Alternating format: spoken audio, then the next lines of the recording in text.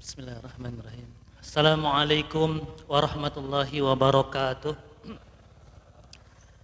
Alhamdulillah allazi ja'ala syahru Ramadan unzila fihi al-Qur'an hudal linnas wa bayyinatin minal huda wal furqan. Asyhadu an la ilaha illallah wa asyhadu anna Muhammadan abduhu wa rasuluh. Allahumma shalli wa sallim wa barik ala nabiyyina Muhammadin wa ala alihi wa sahbihi ajmain, amma ba'du. Wa qala Allah Ta'ala ittaqullaha haqqa tuqatih wa la tamutunna illa wa antum muslimun.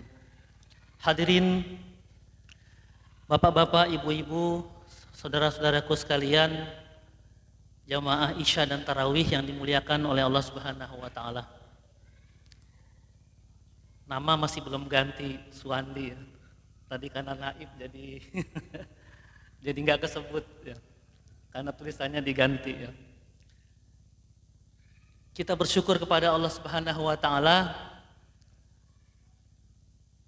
sudah beberapa hari kita menjalani amaliyah Ramadan kita, dan insya Allah kita semua masih dalam kondisi semangat untuk menjalankan amaliyah Ramadan kita.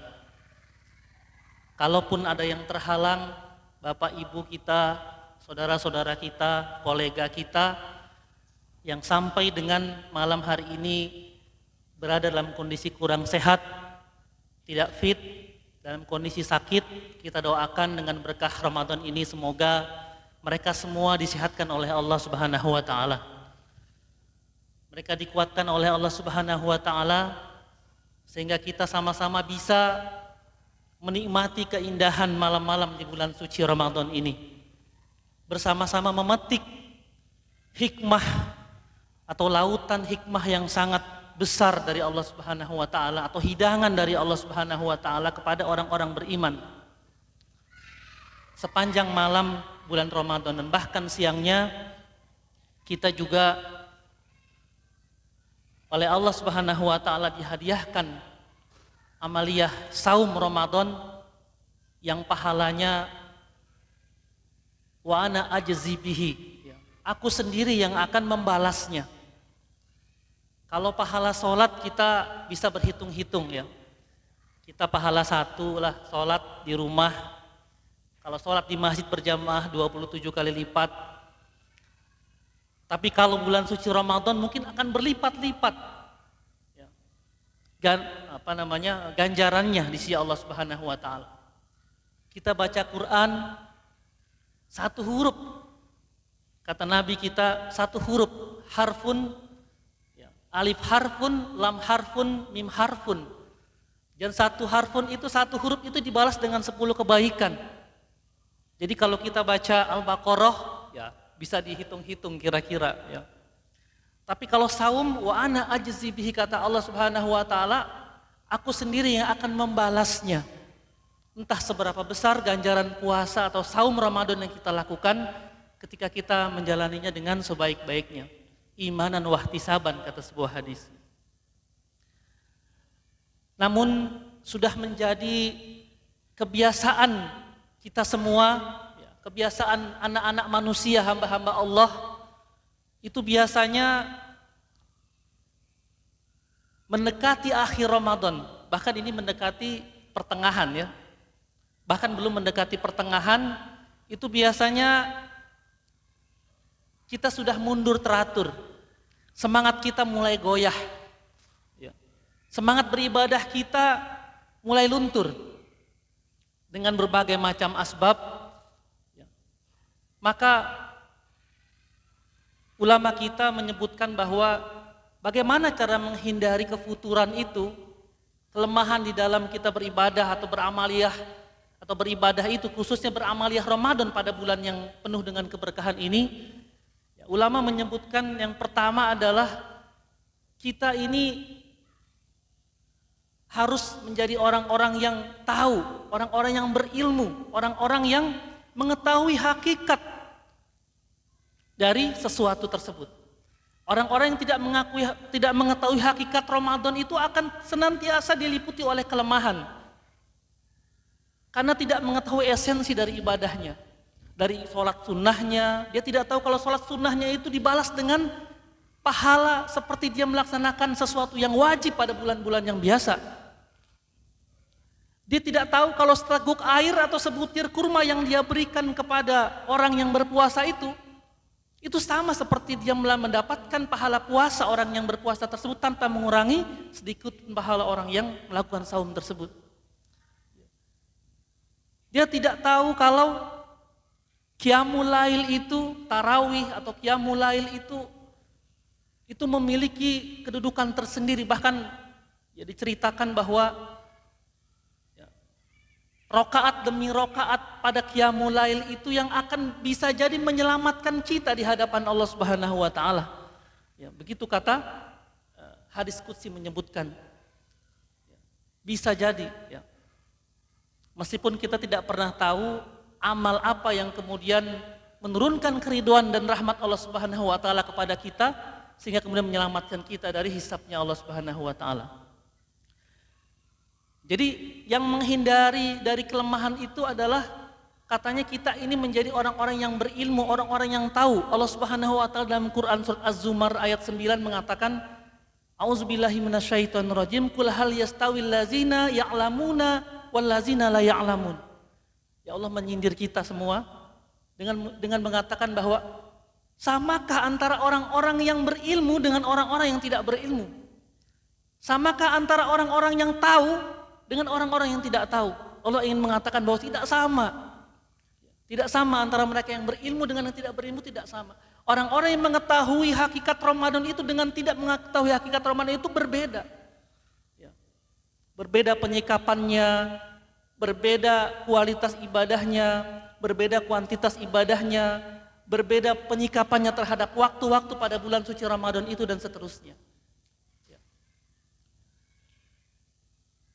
Bahkan di sebuah buku seorang ulama menyebutkan kehilangan satu ilmu syar'i, maksudnya ilmu pengetahuan agama bagi seseorang itu akan menyebabkan dia ini mengalami atau terjangkiti penyakit kefuturan. Jadi kehilangan satu dari ilmu atau pengetahuan atau wawasan agama kita itu akan menyebabkan terjangkiti penyakit futur atau kata anak sorwako itu bad mood. Bad mood. Kenapa tidak tarawih? Ustadz sedang bad mood. Istirahat dulu, healing dulu dan seterusnya.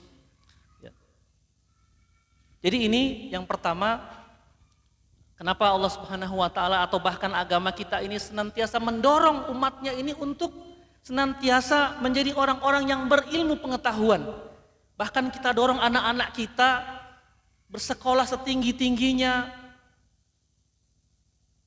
dan kemudian memakan semua ilmu pengetahuan kalau bisa ya, menghafal semua ilmu pengetahuan karena kita tahu bahwa Allah Subhanahu wa taala sangat menghargai, sangat meninggikan derajat orang-orang yang berilmu. Bahkan salah satunya misalnya ilmu Al-Qur'an, ketika seseorang itu memiliki hafalan atau memiliki ilmu tentang Al-Qur'an, maka tabiat dari Al-Quran itu meninggikan, senantiasa tidak ada orang-orang yang kemudian menghayati atau memiliki ilmu Al-Quran itu kemudian diturunkan derajatnya oleh Allah Subhanahu wa taala atau memiliki derajat yang rendah baik di sisi manusia apalah lagi kemudian di akhirat kelak. Ini yang pertama, qul hal yastawil ladzina ya'lamuna wal ladzina la ya'lamun. Samakah kata Allah antara orang-orang yang berilmu dengan orang-orang yang tidak berilmu, orang-orang yang tahu dengan orang yang tidak tahu, tidak sama. Tidak sama. Bahkan disebutkan orang-orang yang tidak mengetahui hakikat dirinya atau tidak ma'rifah terhadap dirinya, maka jangan harap dia bisa mengenal Allah Subhanahu wa taala. Ini salah satu kenapa seseorang itu harus mengetahui hakikat dirinya, hakikat penciptaannya, hakikat penciptaan manusia di atas muka bumi ini. Karena apakah? Agar dia tahu esensi kehidupannya di atas muka bumi ini sehingga dia tidak main-main. Apa hasibtum annama khalaqnakum abasa wa annakum ilaina la turja'un. Apakah kalian mengira bahwa kalian ini diciptakan dengan main-main saja? Padahal kalian akan dikembalikan kepada kami. Itu kata Allah Subhanahu wa taala dalam zikir kita di al-ma'surat kita. betapa Allah ingin mengatakan bahwa kalian ini diciptakan ini tidak dalam kondisi main-main.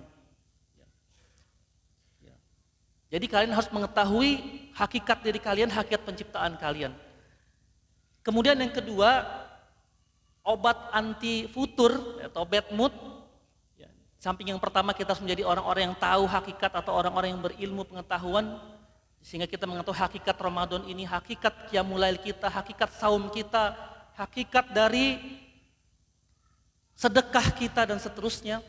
Maka yang kedua, obat anti futur itu adalah kita mencoba untuk memperbaiki atau membangun visi kehidupan kita, atau tepatnya memperbaiki, karena mungkin masing-masing kita sudah mempunyai visi kehidupan, maka saatnya kita pada saat Ramadan ini kita memperbaiki visi kehidupan kita, mengorientasikan kehidupan kita kepada kehidupan akhirat.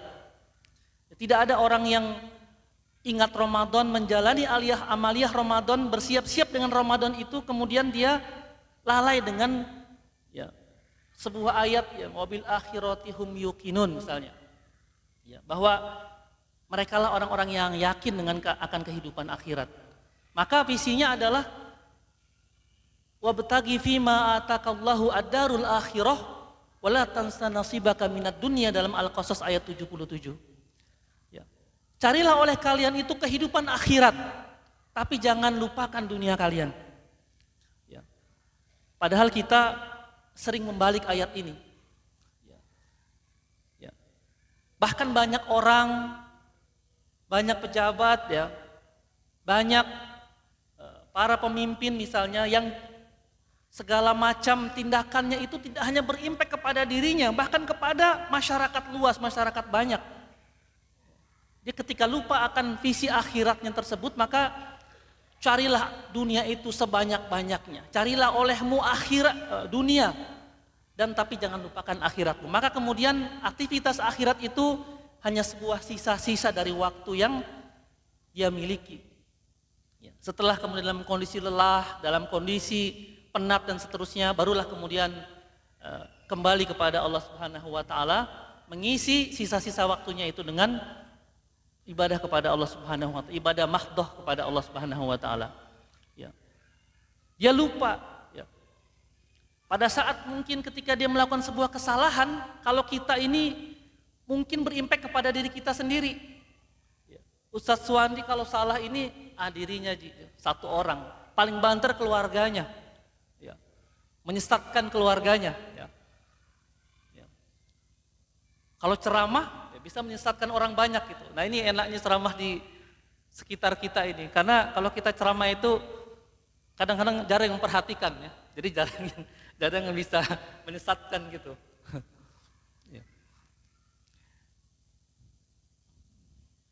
Tapi di sini memperhatikan semua Di sebagian tempat itu tidak memperhatikan Jadi kemungkinan kita untuk menyesatkan orang lain itu kecil. Kalau para pejabat itu tindakannya itu misalnya ketika dia menipu masyarakat, misalnya dengan mengatakan bahwa Pertamax itu adalah Pertalite itu adalah Pertamax, maka yang dia tipu itu mungkin 200 juta orang.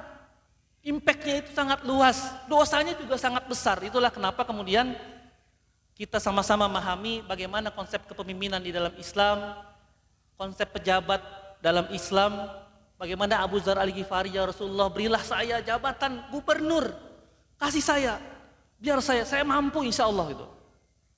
Wahai Abu Dzar, sungguhnya kamu ini lemah, sungguhnya jabatan ini akan datang kepadamu pada hari kiamat, yang akan kemudian mencelakakan kamu. Bahkan Abu Bakar As-Siddiq ketika didaulat menjadi khalifah juga Umar yang lebih pantas. Wahai Umar, engkau saja. Kata Umar, enggak, engkau saja. Sungguhnya engkau ketika Rasulullah dalam kondisi sakit, dalam kondisi berhalangan, engkaulah yang ditunjuk oleh Rasulullah untuk menggantikan sebagai imam. Maka engkaulah yang pantas untuk menjadi khalifah dan seterusnya. Jadi demikian.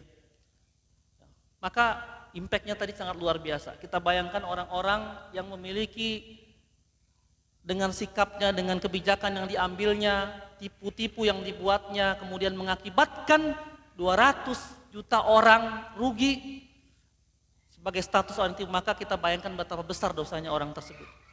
Kaum muslimin, jamaah Isya dan tarawih yang dimuliakan Allah Subhanahu wa taala. Jadi pada saat Ramadan inilah kemudian kita saatnya untuk memperbaiki visi kehidupan kita. Bahkan di dalam sebuah ayat Allah mengatakan, barang siapa yang waman aradal akhirah, barang siapa yang menghendaki kehidupan akhirat dan dia berupaya dengan sungguh-sungguh ke arah itu, wa huwa mu'min, dan dia adalah orang-orang mukmin, orang-orang yang beriman, maka dia inilah orang-orang yang akan dibalas usahanya oleh Allah Subhanahu wa taala. Ya. Karena itu pada waktu-waktu yang penuh dengan keberkahan ini, mari sama-sama saya mengajak diri saya pribadi, mari sama-sama kita berupaya tidak mengalami kefuturan, tidak mengalami lemah di dalam melakukan amaliyah Ramadan kita. Tidak menjadi bad mood disebabkan karena berbagai macam problematika yang biasa juga kita lakukan. Tidak Ramadan pun kita mengalami atau menghadapi namanya problematika. Maka segala macam problematika ataupun urusan-urusan dunia yang kita hadapi sehari-hari dengan problematikanya itu, jangan sampai kemudian membuat esensi kehidupan kita menjalani amaliyah Ramadan, mengabdi kepada Allah Subhanahu wa taala, melaksanakan perintah Allah Subhanahu wa taala pada bulan suci Ramadan ini khususnya menjadi lemah dan kita menjadi bad mood, sehingga kemudian belum sampai kepada pertengahan, bahkan belum sampai kepada akhir Ramadan, kita sudah dalam kondisi lemah.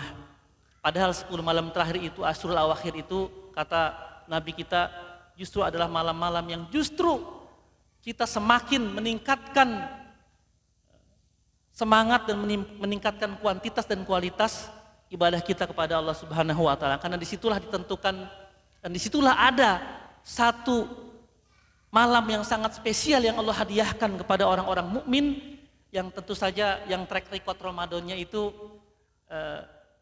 adalah punya track record yang baik.